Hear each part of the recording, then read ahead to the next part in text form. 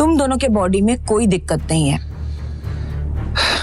तो अब मुझे तुम एक सच सच बताओ कि क्या तुम्हारी फैमिली में किसी को कोई दिक्कत है या तुम्हारे खानदान में किसी के बॉडी में कुछ हो? तुम समझ रहे हो ना मैं क्या बोल रही हूँ? किसी को कोई जेनेटिक प्रॉब्लम? चित्रा की बात सुनकर नक्श का चेहरा शर्म से झुक गया। ऐसे कैसे चित्रा उसके परिवार वालों पर बेवजह शक कर सकती थी? लेकिन अपने गुस्से को संभालते हुए नक्श ने शालीन अंदाज में कहा, नहीं माँ, ऐसा कुछ नहीं है। मेरे परिवार में किसी को कोई जेनेटिक डिसऑर्डर या कोई बीमारी नहीं है। अगर ऐसा होता तो मुझे तो पता होता ना, और ना ही मैंने ऐसा कुछ सुना है।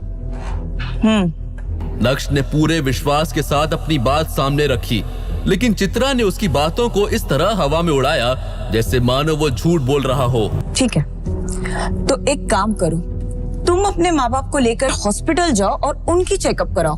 फुल बॉडी की करवाना, जो भी खर्चा होगा वो मैं दे दूंगी।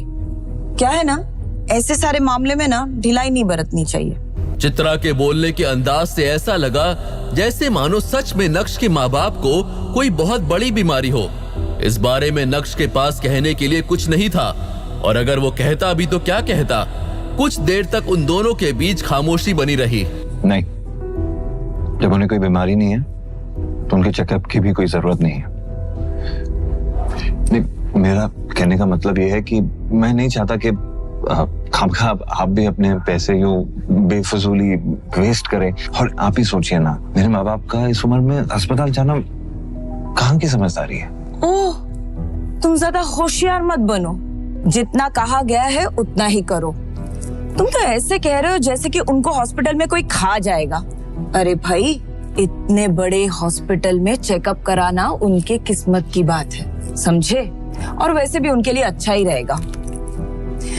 वैसे मुझे भी एक काम है, अनिका आएगी तो हमें एक गैदरिंग के लिए जाना है। अच्छे से तैयार हो जाना, वहां मुझे किसी से कोई एक बात भी नहीं सुननी पड़े। हाँ,